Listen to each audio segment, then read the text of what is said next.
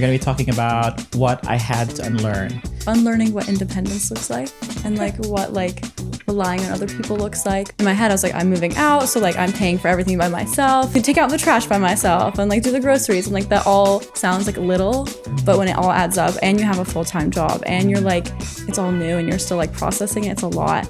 And so like I'm unlearning that like asking for help is like weakness. There's a lot of shit that you've done that like you weren't sure you could do. Yeah. And the thing is, you can do every bit of it. Count your victories, because every little one of them counts. Everybody is unsure of themselves as you are. Yeah. I mean, and you know, you're lucky because you're getting to hear this conversation when you're 22. Yeah. And you know, like I could have used somebody challenging some of my ideas when I was 22. You know? Yes.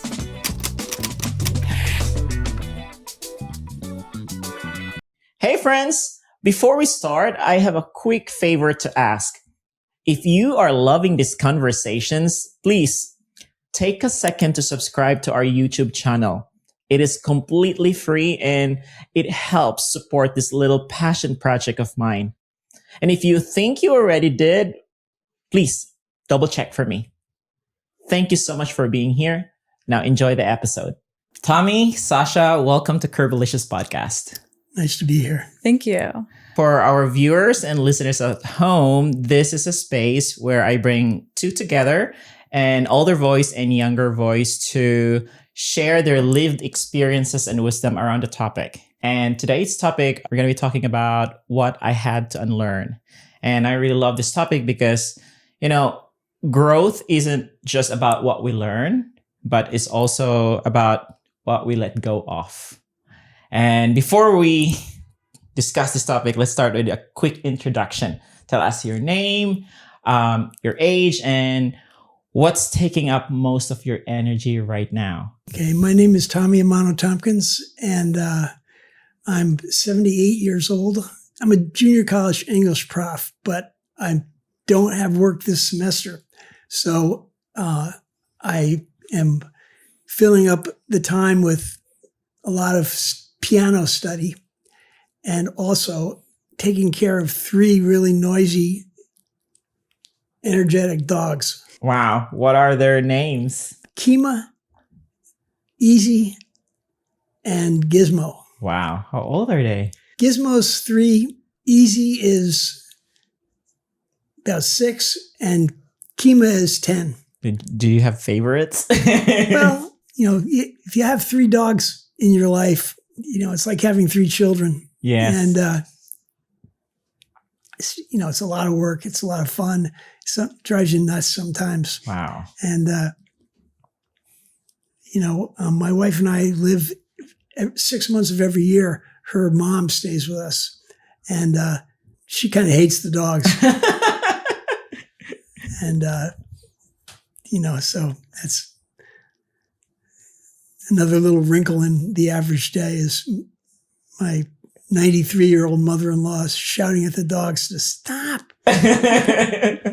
Oh my God. How often do you go out these dogs to the park? Or Twice a day. Twice a day. Wow. Thank you, Tommy. And Yeah, my name is Sasha. I'm 22. I just started becoming an insurance broker, so like that's taking up a lot of my time. I also just moved, so that's also like kind of hectic. So yeah, just kind of like graduating college, transitioning into like a real like working person, and then also like moving out. So that's been taking up a lot of my time. And how long have you been living on your own now? Like 2.5 months. How has it been? It's been, turns out like you need to buy your own furniture. Like the place doesn't come with it, and it's hard to lug everything up the stairs. But it's really fun to like kind of create like a puzzle of things that I really like. So like I spend a lot of time like looking into nice pieces, and like I go to a lot of estate sales. So like I spend a lot of time making sure my space is very me. Yeah, welcome to adult life. Yes, thank you. Learning it's really hard. Yes. But really fun and really rewarding. Yes. Yeah. Yes. So in my show, we always do a flavor check-in before we dig into the topic. So my question to you is, if something you're currently unlearning had a flavor, what would it taste like and why?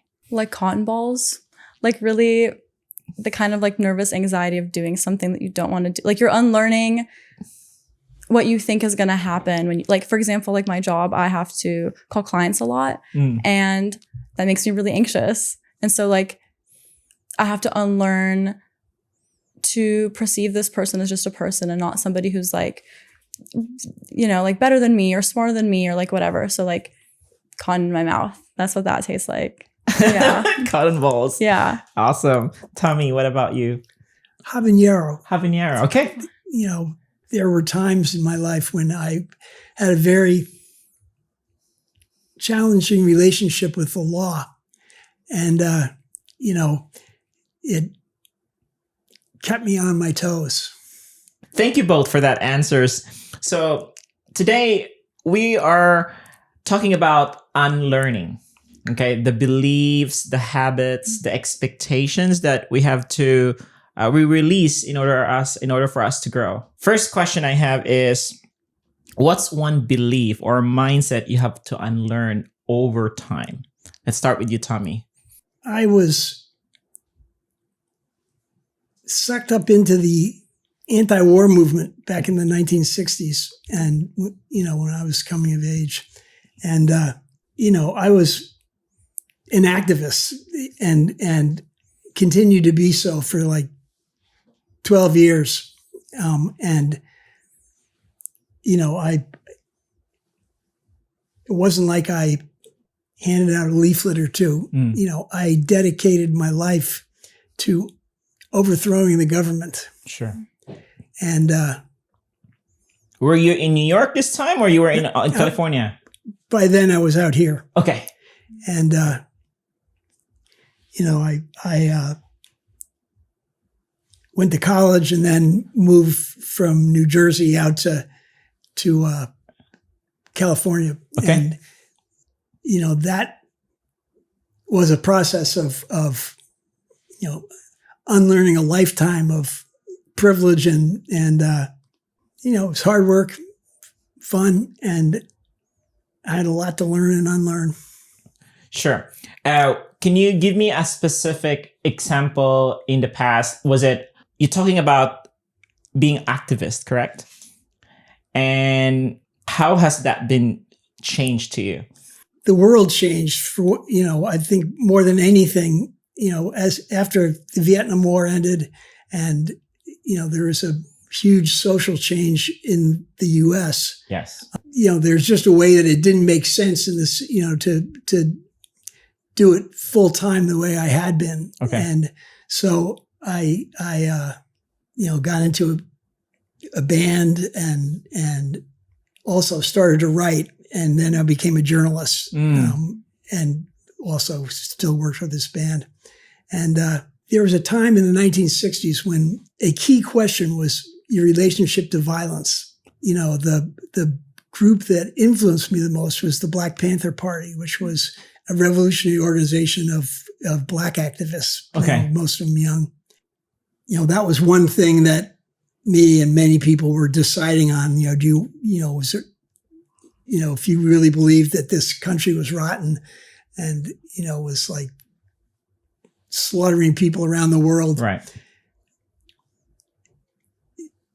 What stance did me or anyone take vis-a-vis, you know, the country that we lived in? You know, like if we thought it needed to be changed, how so? Elections, revolution, you know, slow political change, you know, and we didn't shy away from guns. You know what I mean? Right. It was like, if the police had guns, then we had guns, you know, that kind of thing. And so, you know, I knew an amazing bunch of people. You know, I mean, if you take a stand like that vis-a-vis, you know, the political situation in the country,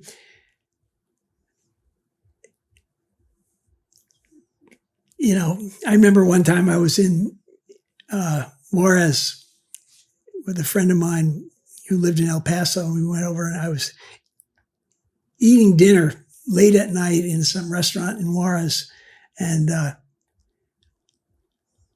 I was eating tongue, which I'd never eaten before. And what is it?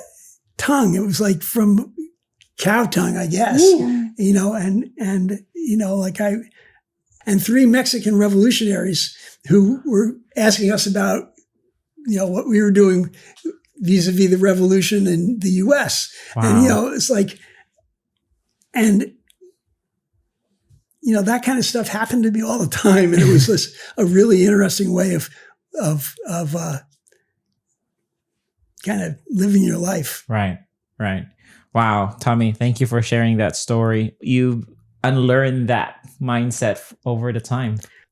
It's a mindset that continues to develop. I mean, you know, I never sort of made my peace with the way that, I mean, like all this stuff with ICE and the you know, snatching up of people off the streets and sending them to like jails that no one's ever heard of and stuff like that. I've never made my peace with, you know what I mean? And, you know, I think if anybody wants to do anything about that, that's fine. And, you know, no matter what they do. And I've learned and unlearned different ways of approaching that, you know, and there was a time when, you know, I thought incorrectly that, you know, my goal each day was to try to make people understand that we needed to own guns, know how to use them, and be ready to like stand for like what we believed in. I went to boarding school and Princeton. You know, that was my life up until that point. This is beautiful. And now we'll see the contrast of Sasha's Yeah, wow. It's life. like, it's a lot to follow. I'm like, you did have a lot to unlearn. There's so much like learning how you think that you are in the world versus like how people actually treat you. And then like how you think you can move in the world. That's like, that's heavy. I think like I can relate to that in a very maybe like small and selfish way of like having to unlearn like being mean to myself or like being unkind to myself as a way to like uphold myself or like to like guide myself. So I'm unlearning that because turns out when you're nice to yourself, like you're just able to do more things, I think, or like you're holding yourself more. Let's talk about personal stuff. Tommy, when you were younger, because nowadays a lot of people, you know, this mindset of belief about, I mean, you talked about this earlier about privilege. Did you have a mindset and beliefs that you have to unlearn about you being enough or good enough? You know, I went to Princeton and like, I could have done anything I wanted, you know, I mean, and that's what I mean. Privilege. I just, you could say I took it for granted. But the thing about privilege is when you have it, it allows you not to recognize that you have it. You know what I mean? It wasn't like I sat around and go like, oh, you know, what does a white person do today? You know, and you know, again, this was the 1960s, and like it was a hell of a time to be alive. I mean, like you can't compare what you do with what I do because I lived in a different world, totally different world. And everybody was, and that was the thing. It was like, you know, if you were 18 and a boy, you had to deal with the draft, you know, and that was a law. You didn't get the chance to, if you said, I don't want to go, you know, you had to be ready to go to jail. And you know, the threat of going to jail, like definitely made you sit up and take notice of, you know, what's going on in the world. Yeah. And so, you know, if I had been,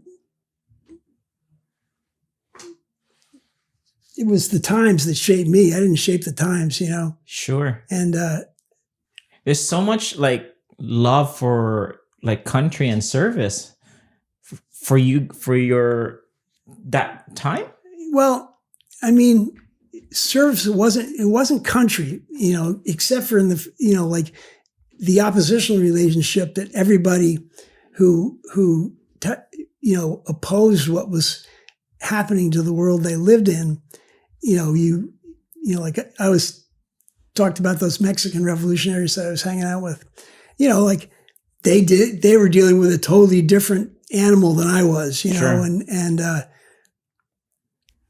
we looked at things internationally, so I considered the people that I wanted to know and learn from to be the revolutionaries from around the world, so, I knew Vietnamese revolutionaries, who like supported Ho Chi Minh and the NLF, and which is the National Liberation Front that fought the U.S. Army. Like I openly supported the people who fought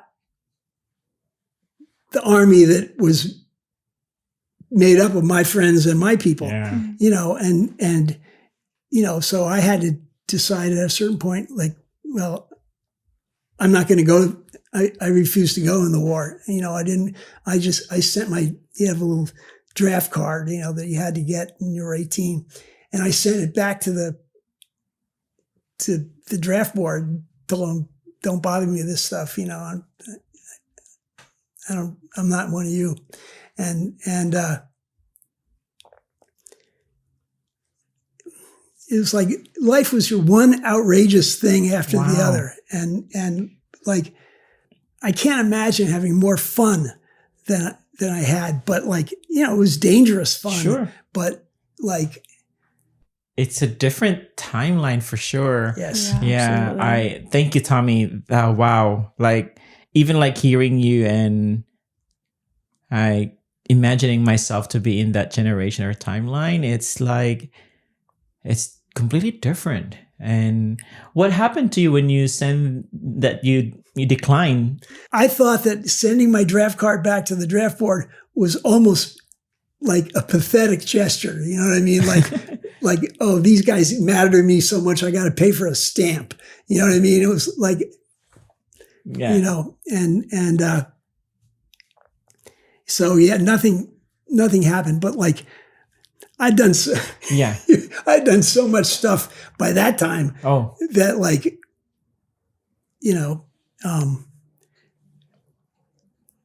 but you serve in other ways, right? Well, I tried. I thought, and I still think that the problem in the world was the United States. And I was an internationalist, not a nationalist. Sure. So like I supported. I knew Philippine revolutionaries. Yeah. And well, where did you get that idea from to become more internationalist than being nationalist? There was like about 10 people were my age in my larger family. And one guy in particular was an SDS guy from University of Michigan. And he married a cousin of mine. And so he turned me on to a lot of stuff, but it was like reading books all the time, watching, get anything you get your hands on, you wanted to learn from, and like some of it was great. I had some really half-assed ideas sometimes too, it's like, two things shaped my life. One was this context with all of the upheaval around, political events. And the other is my parents died when I was very young. So by the time I was 18, I was on my own. I had a big family. So it wasn't like on my own, but there was, so I can't really say like how I felt the freedom because I was, parents for a lot of people, like they, carry them around like you were lifting weights or something like that, and not like you don't like your parents, but, like they get in the way. So I didn't have that. Like I felt like I was floating, you know what I mean? I didn't have anything tying me down. And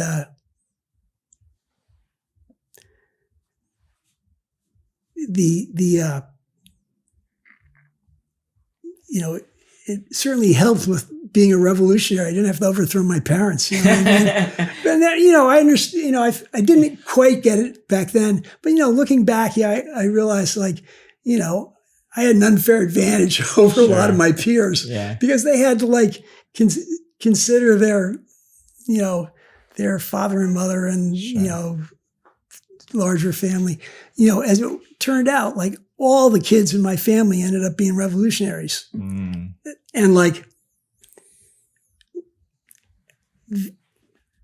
we were, committed to the cause that we embraced. Wow. And that meant putting your life on the line. Yeah. I'll shut up in a second. You're good. No, I really like listening to it. We're listening. Okay, We're learning. Go. Yeah, I have so many questions, actually. Yes, exactly. That's good. That's okay, good. So, one of the things that I did, and it was sort of a rite of passage in a way, I was one of a group of white revolutionaries, or mainly white revolutionaries, that supported the Black Panther Party, which was a notorious organization. They started in Oakland, and the first thing that they did, the way they got themselves well known was they didn't like the police harassing and sometimes shooting Black people in Oakland, Berkeley, and Richmond, the East Bay of up north, and so they had connections inside, the city governments and stuff. And so they would get tipped off sometimes, there's going to be a police raid at the Panther headquarters. So then they put out a call to get your gun and come down to the headquarters, and you'd stay up all night, waiting to be attacked. And, them dudes shot guns with real bullets. You know what I mean? It was scary. And if you were doing it for the fun of it, you quickly stopped. So the people that we hung around with, the kind of people we were deadly serious. We for a number of years, I woke up every day, and what kind of trouble am I going to start today? When I got out of Princeton, the first thing I did, I moved out west, and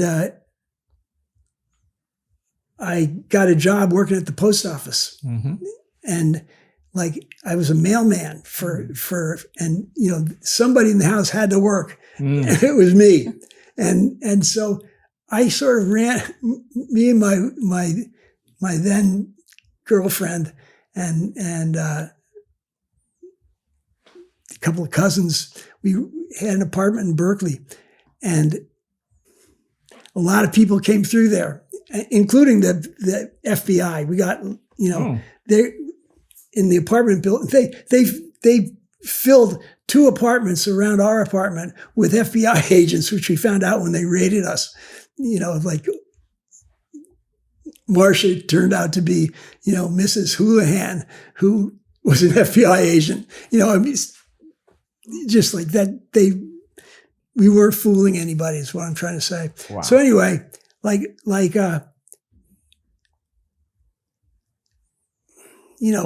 so it didn't make sense to do that stuff without being organized. So people organized groups, one of which I joined. And, eventually, we had a large Maoist organization that, had people in cities all around the country. And I had maybe 1,500 people or something like that. And, you can get a lot done if you have people with sort of strong will, discipline and all that. And, you're doing the same, trying to work in in unison with each other. And meanwhile, the world's changing rapidly. The war ends, and like when the war ended and the draft ended, all of a sudden, college campuses were not a conveyor belt to revolution. Because like that's what people were anxious to fight the government because they didn't want to fight in the war, but. They when they didn't have to, suddenly, like life on campus became more straight up fun and not, and May of 1980, I stopped being part of this organization and started to look around for other stuff, which turned out to be like part of a songwriting team that worked with this band and stuff. And that was fun. And we were big shots in the Bay Area, You can do a lot when you concentrate on having fun. Yeah. And, like you can have a lot of it. Yeah. That's what I'm trying to say. Yeah. And we did.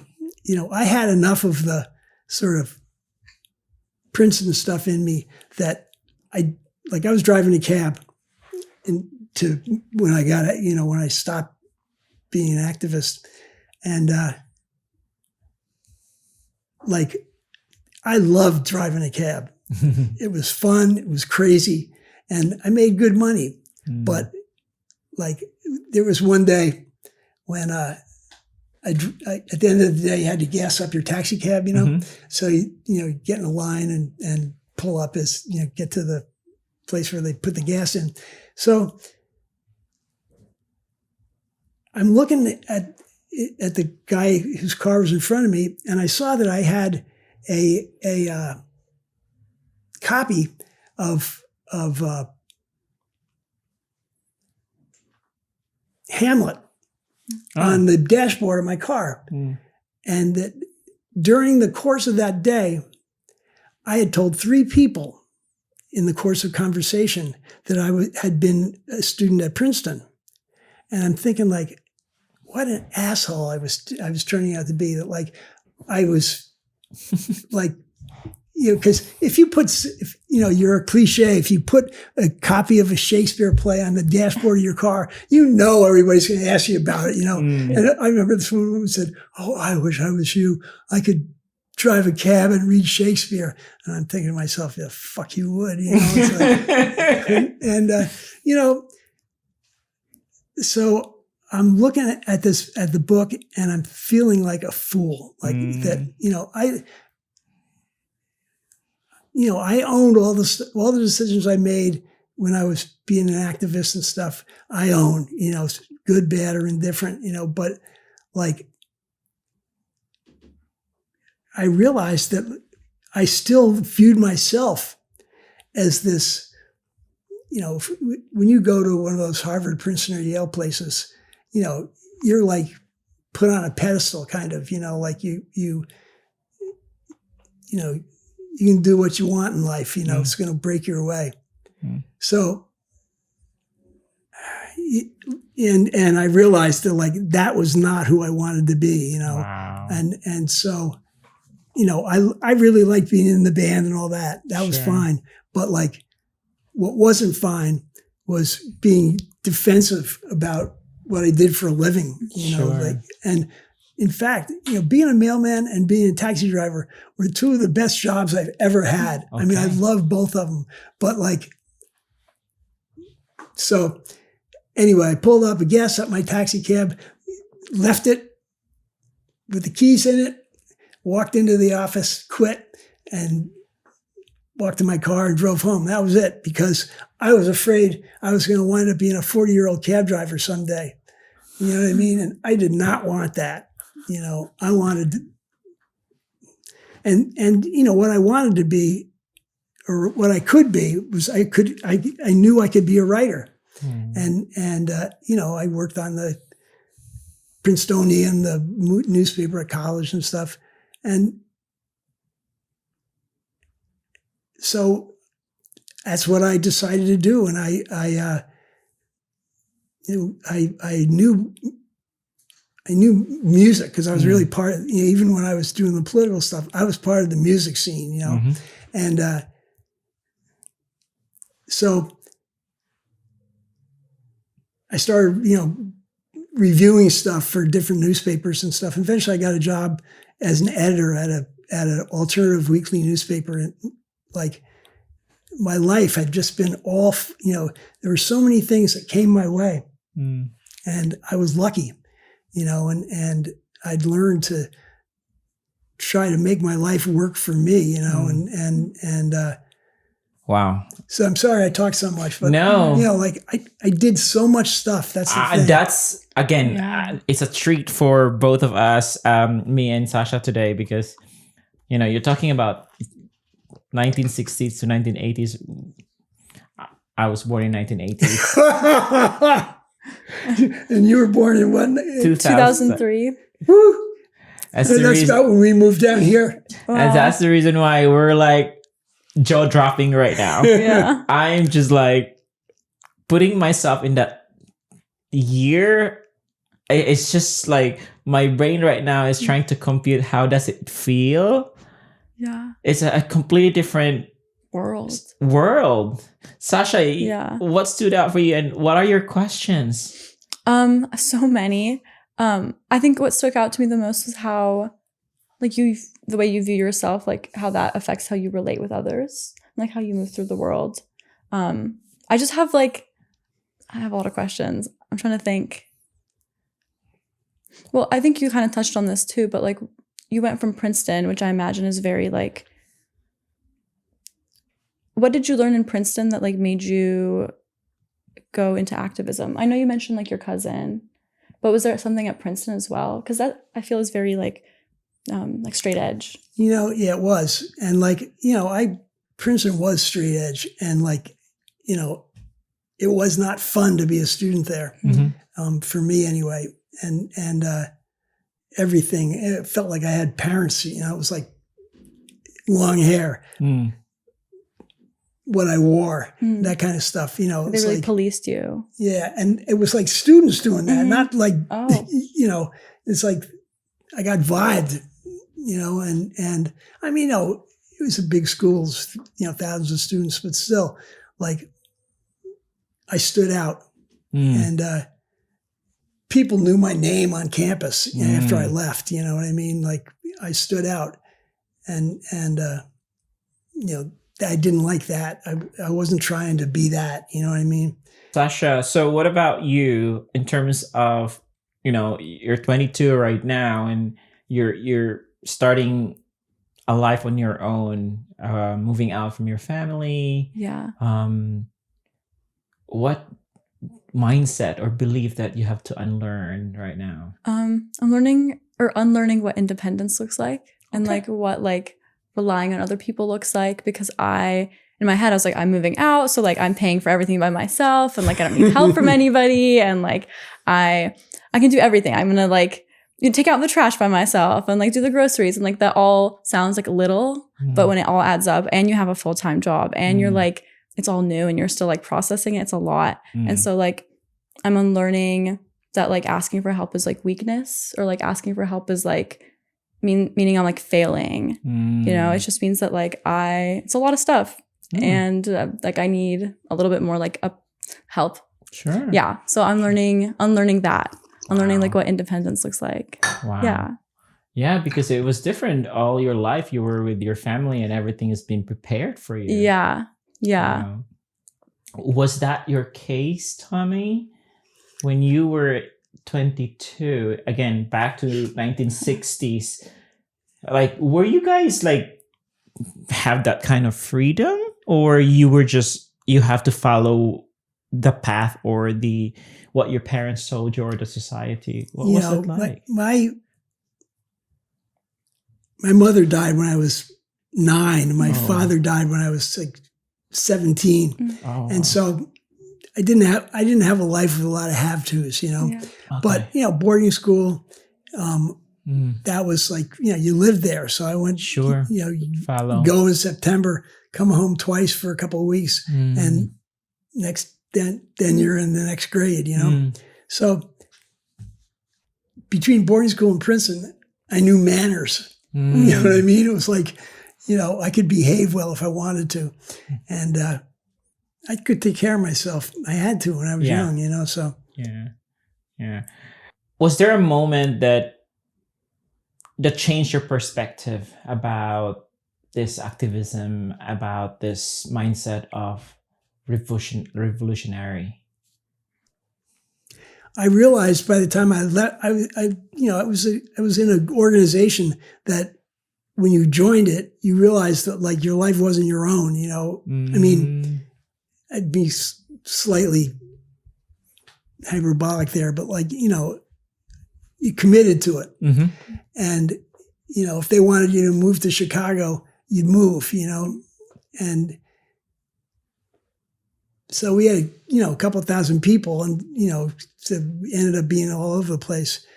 I realized towards the end that I was staying in it because all my friends, you know, like I'd lived that life, and I didn't want to stay in if I was getting myself in trouble, I didn't want to stay in if I didn't believe in it, because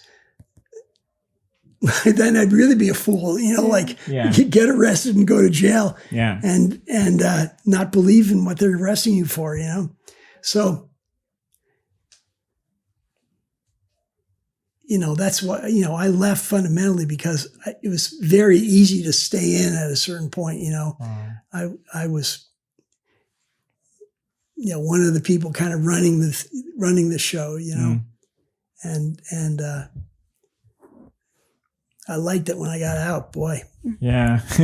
What about you, Sasha?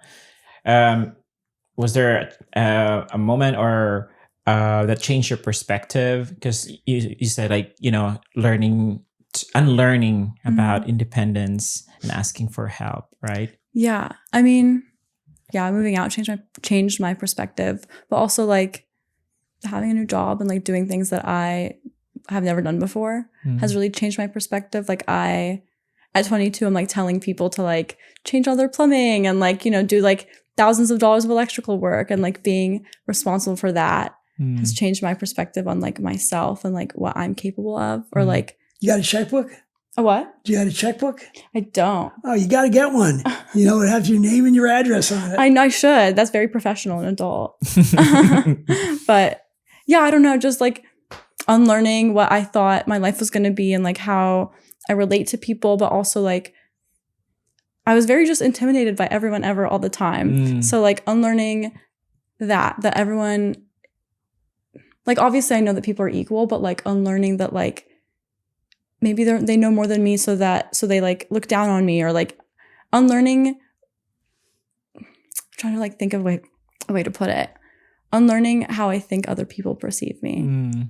Talk to me more about how has this job of yours affected the way you unlearn life? Because obviously it's a people's job, right? Yeah. You meet a lot of people or talk to a lot of people. Yeah. I mean, I went to school for fine art. So like I wasn't very super social. I was very like into my art, into painting, into like kind of doing my own thing. And so like transferring completely into like talking to people and then like relating to people in a different way was very different. I don't know. I think just like changing my environment has changed like how I relate to people as well.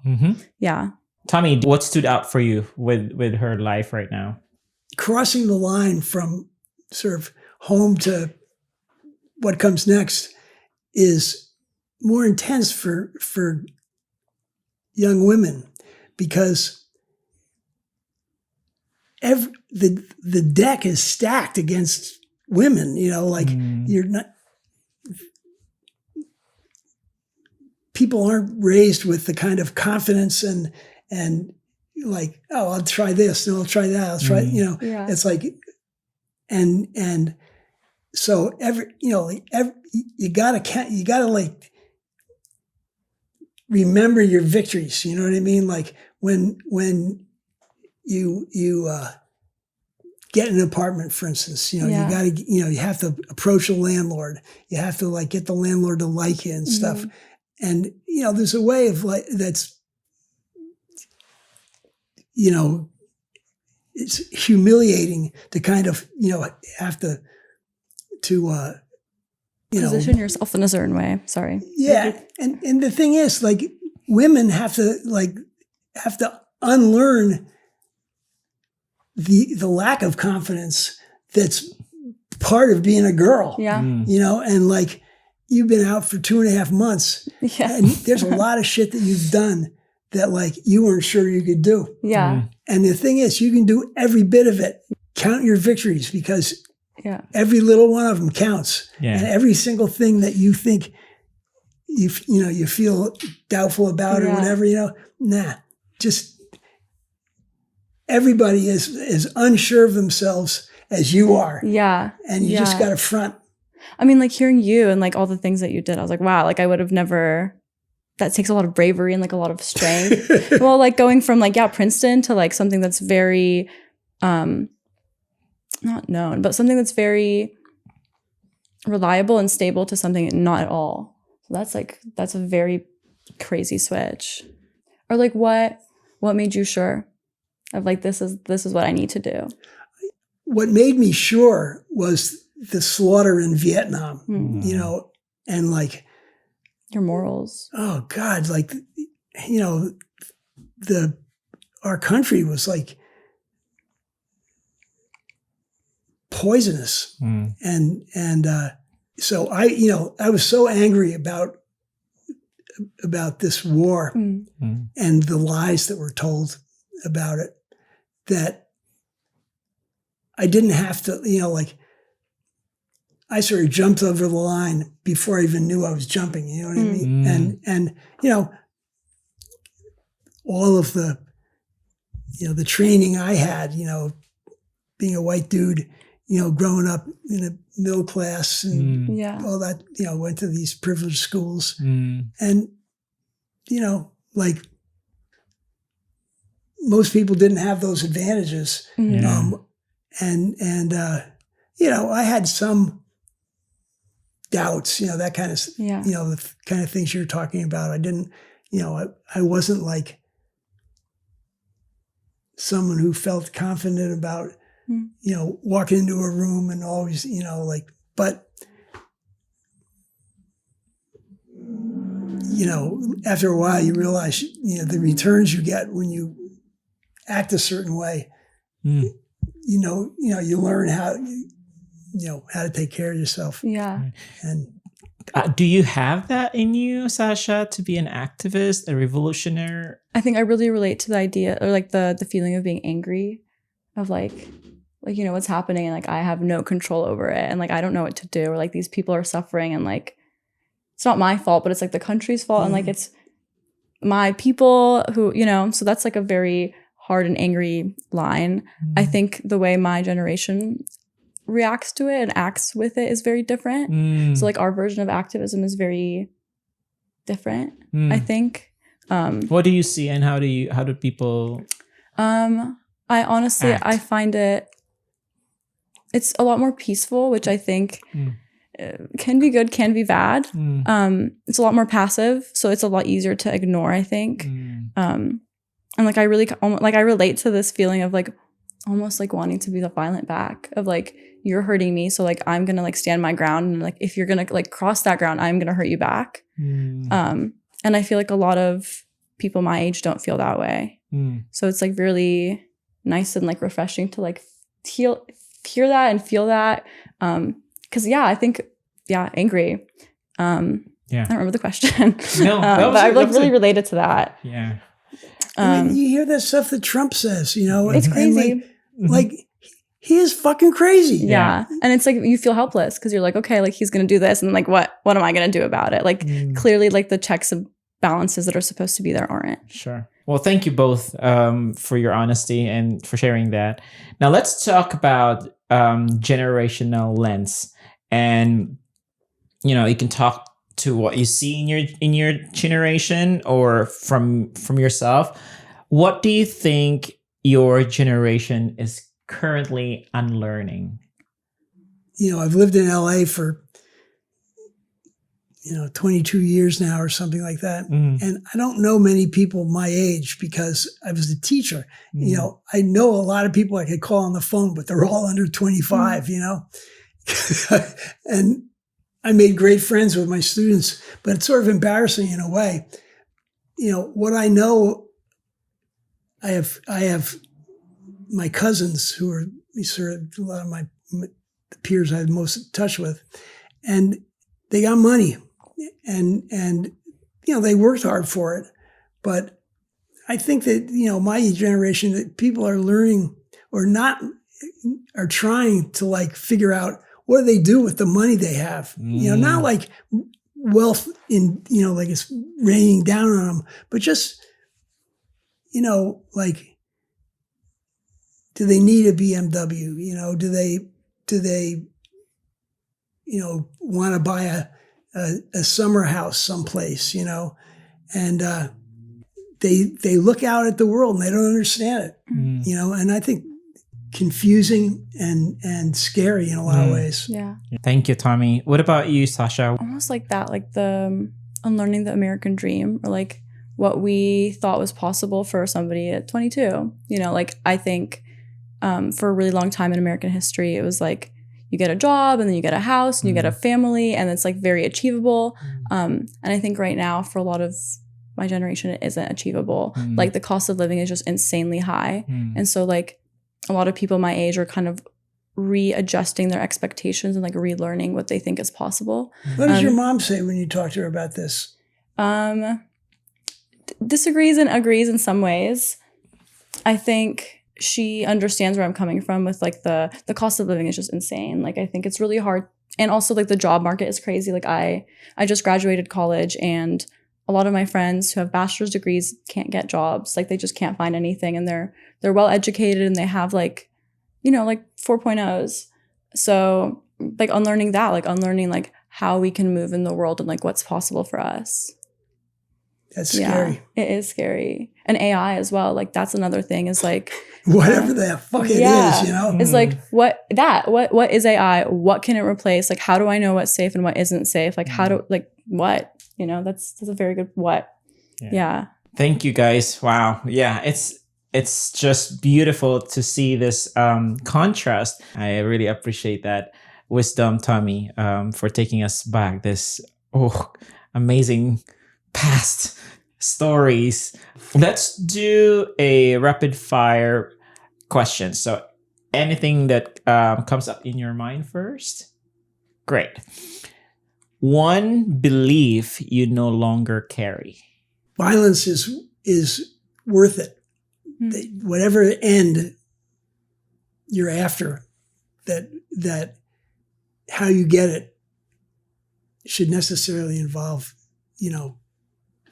power, violence, I guess. And that's it. So I don't like using that word because it's kind of, but thank you for that, Tommy. What about you, Sasha? One belief you no longer carry. I can't.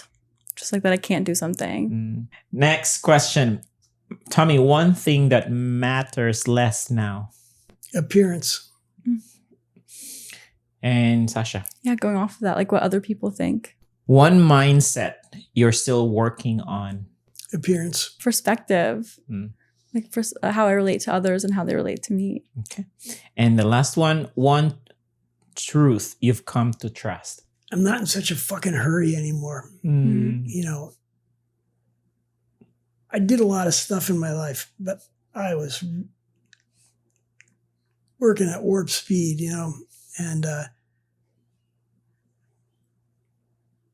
didn't give me time to appreciate it enough. Yeah. I love it. Yeah, I can feel it. It's so, it's so nice to like have a conversation to not rush it sometimes, or like, it's so beautiful. Yeah. What about you, Sasha? One truth you've come to trust. I can always find something that will make me comfortable again, which is like important. It's important to like find something that's like grounding and like makes you feel okay enough to like start something new, or like to like it's good to find like a base. Yeah. So I always trust that I can find that in myself. What have you noticed with young people, Gen Z right now, Tommy? They're pretty much very self-aware these days. Do you have any comments about that? You're a teacher. You've seen this a lot with the younger people. How is it different from your generation? To me, the thing I value most in people is their ability to have a wide angle vision of the world, Yeah. Like I said earlier, internationalist, and yeah. Okay, so for the takeaway here, for someone going through change right now, what would you gently remind them, Sasha? That you're like, it's going to be you at the end of it anyway. And like that, like, just because it doesn't seem like it's going to go well now doesn't mean it's like the end. Like it's very like I'm a paint art major. So a lot of the times I'd like make a painting and in the middle, it looks like shit. Like it looks bad. Nothing like looks like it goes together. And so you just have to like go all the way through. You have to like see your vision through all the way to the end until you do get like the painting that you see. Cause like you have to trust yourself. You have to trust that like what you're doing, like your knowledge is right. And that like your path is right. And that like your intuition is right. Yeah. Yeah. I like that. What about you, Tommy? All things must pass. That the world is constantly changing, our world and the big world. Yeah. And, sometimes it seems like everything is shit. And sometimes it is too, but like, what can you do about it? You just got to learn to see through it, maybe. Yeah. And I mean, and, you're lucky because you're getting to hear this conversation when you're 22. Yeah. And, like it's a lot of very good insight. Yeah. Like I could have used somebody challenging some of my ideas when I was 22, Yes. But we are blessed today. We are grateful for you today, Tommy, for sharing your story, and Sasha as well for sharing your story. Thank you both for your honesty, and what a gift. People listening to this one would definitely, remind themselves that growth, isn't always adding more, Yeah. Absolutely. And sometimes it's about just letting go. Yeah. And again, thank you so much for taking the time. We finally did it. Yes. And to the listeners and viewers at home, stay tuned for the next episode where I will share my insights, what I've learned from this conversation, which is going to be a lot because we're taking a memory down lane from 1960s to 1980s. So thank you for watching and listening, and I'll see you in the next episode.